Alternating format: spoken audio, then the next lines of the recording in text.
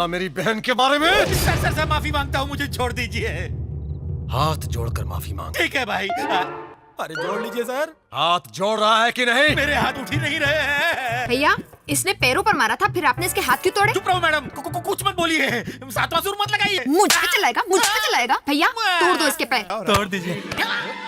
इसे सजा दे रहे हैं। अरे साली जी, आपने तो इस अखरोट को बड़ी आसानी से तोड़ दिया। ये कौन सी टेक्निक है? इसको काय कचौरी लॉक कहते हैं। हाँ। ये लॉक संभाल के लगाना पड़ता है, वरना गलत लग गया तो इंसान परलोक जा सकता है। अब दूसरा पैर मैं ट्राई करता हूँ साले। हाँ, तुम भी ट्राई कर लो। Thank you, अरे नहीं, आप ही दूसरा पैर तोड़ो, ये तो अनाड़ी है, 100% मार डालेगा। अरे 2-4 मरीजों को मारने के बाद ही आदमी डॉक्टर बन पाता है। जीजा शुरू हो जा, लगा जोर।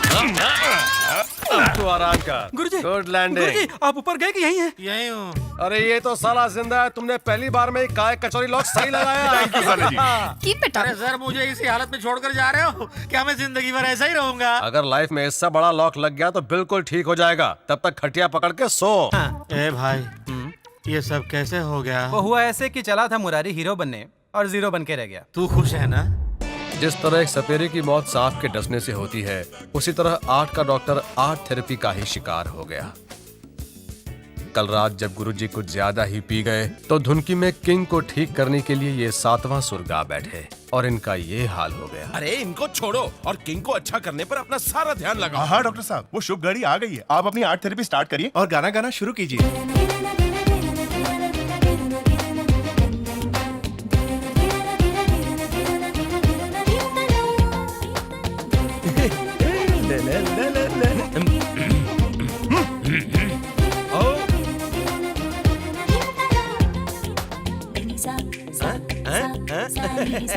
मिल रहा है। वाह।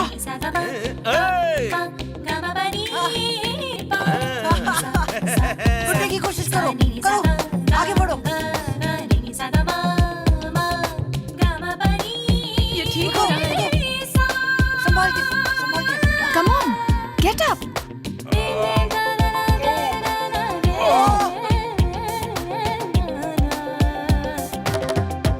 Slowly, slowly.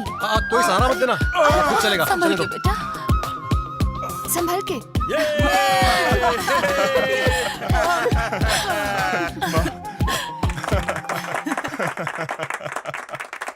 गोपी मोहन, एक का पैर ठीक होना दूसरे का पैर खराब होना, ये बात कुछ हजम नहीं हुई भाई।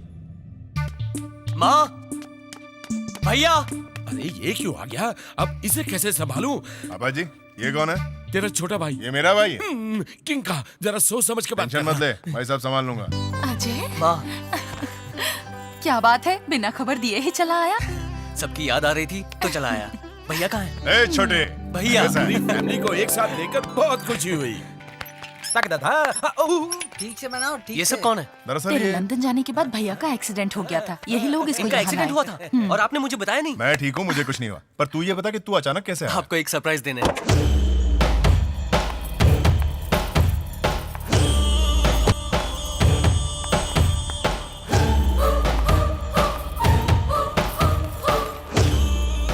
पूजा, ये मेरी माँ है। नमस्ते। और ये भैया। नमस्ते।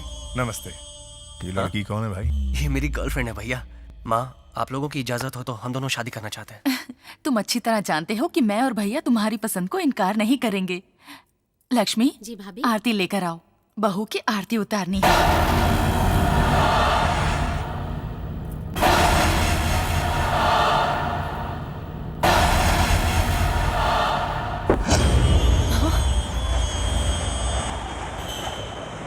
अंदर आ जाओ बेटा।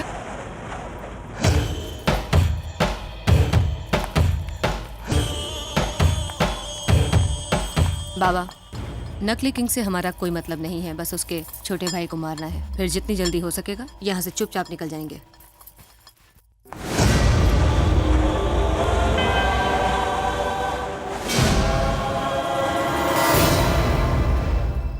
तो आप किसी और को ले लो, गुरुदेव की तो बैंड बज चुकी है, वो अब क्या बजाएंगे? बाय। अरे भाई किशोर, क्या है? मुझे गोपी मोहन के पास ले चल। कभी इधर लेके चलो, कभी उधर लेके चलो। मुझे रिक्शा वाला समझ रखा है क्या? वैसे उससे काम क्या है आपको? मेरे पास ज्ञानेश्वर और उसकी गैंग को खत्म करने का आइडिया है। वॉक नहीं कर सकते, टॉक करने चले हैं। वॉक नहीं कर सकता तो क्या हुआ? टॉक करके तो बदला ले सकता हूँ। हाथ पैर टूटे, अब मुंह भी टूटेगा। अबे मेरा मुंह टूटेगा या उनका सिर, ये तो खुद देख लेना। मीटर डाउन कर चल। तू तो बड़ा हंस रहा था किकिंग तो गया, अब वापस कैसे आ गया? यही तो समझ में नहीं आ रहा है। समझ में नहीं आ रहा तो मैं समझाऊं?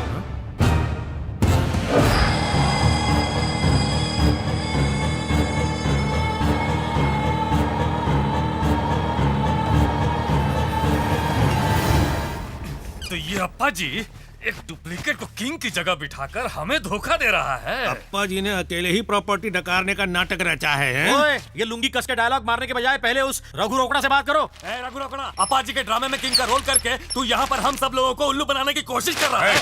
दारू भी रखी क्या? मैं ही किंग हूँ। अगर तू किंग है तो तेरी 10 साल की उम्र वाली वो बात मुझे बता जो सिर्फ तुझे और मुझे मालूम है, किसी और को नहीं मालूम है। चल बता।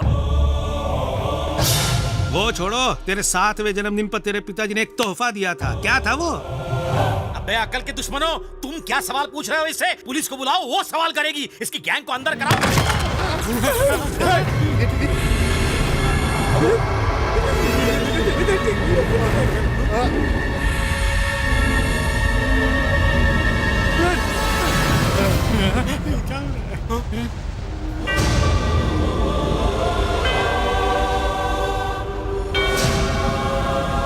तू इस तरह घूर क्यों रहा है?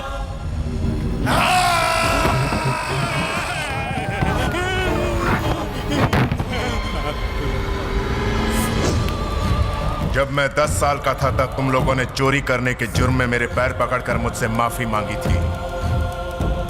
मुझे याद है। तुमने पूछा था कि 7वें जन्मदिन पर पिताजी ने मुझे क्या तोहफा दिया था।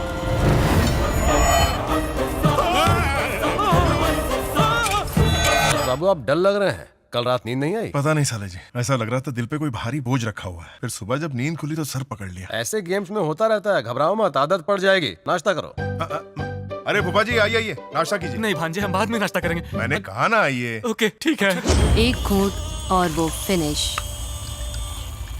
बड़े फूफा अभी नाश्ता कीजिए। सुबह सुबह दादू का फोन आया था, पैसे नहीं दिए तो मुझे फाड़ खाएगा, इसलिए भाभी से कहकर 1 करोड़ रुपए निकाल लो। उसके मुंह पे पैसे मारकर कुछ दिनों के लिए उसका मुंह बंद करवा देता हूँ। सोचता हूँ नाश्ता कर ही लूं। गुड मॉर्निंग भैया। गुड मॉर्निंग अजय, बैठो।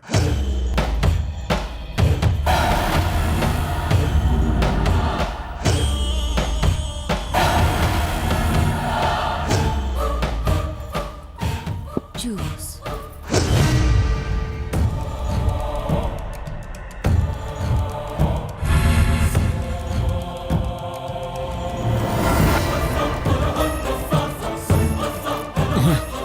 गोपी,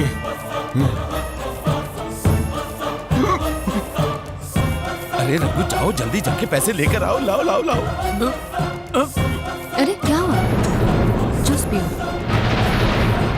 तुम सुन रहे हो कि नहीं?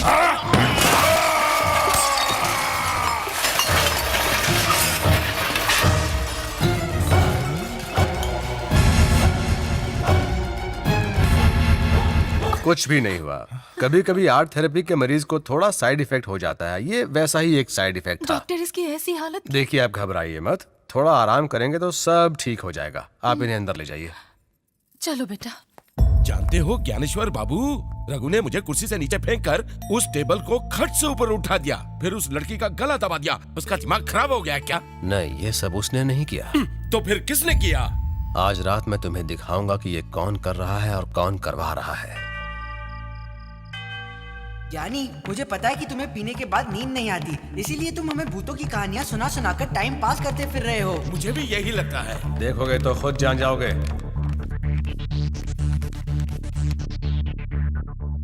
कहाँ है भूत? तुम इतनी लंबी लंबी फेंक रहे थे, क्या है यहाँ तुम्हारा सर?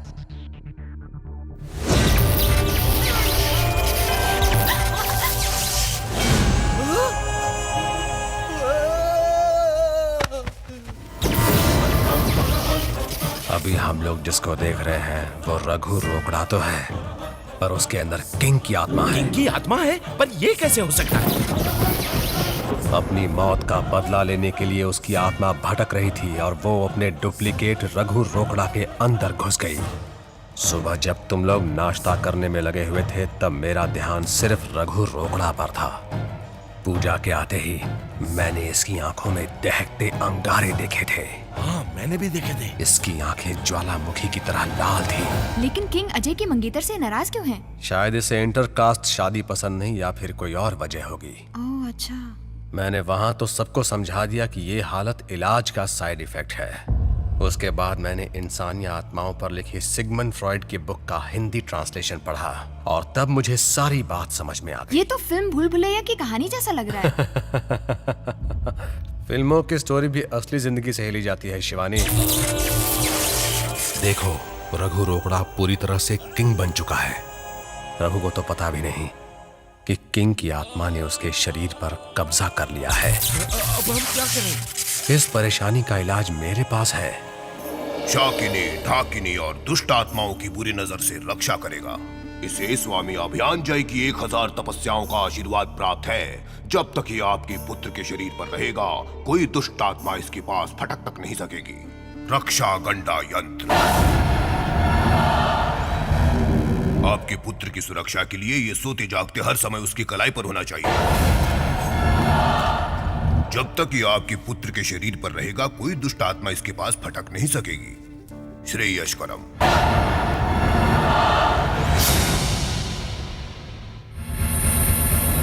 बाबू की कुंडली के अनुसार खतरा टलने के बाद इनके ब्याह का योग आ चुका है, इसलिए शीघ्र ही इनका ब्याह करने की व्यवस्था कीजिए। कैसी बातें करते हो बाबा? गंडा देने आए हो तो दो और जाओ। फालतू बातें क्यों कर रहे हो? इस मुश्किल घड़ी में हम लड़की कहाँ से ढूंढे? लड़की ढूंढने की जरूरत नहीं है, वो यहीं मौजूद है। कौन है वो? शिवानी। डॉक्टर साहब, आपका क्या ख्याल है? ये फैसला तो मेरी बहन ही करेगी। तुम कहो शिवानी। आज मैं बहुत खुश हूँ। भाई साहब, आप फौरन सगाई की तैयारियां शुरू कीजिए। जैसा आप कहें। एक लंबे समय के बाद हमारे इस महल में इतनी सारी खुशियां आई हैं। ख्याल रहे इस खुशी के मौके पर कोई कमी ना रहे।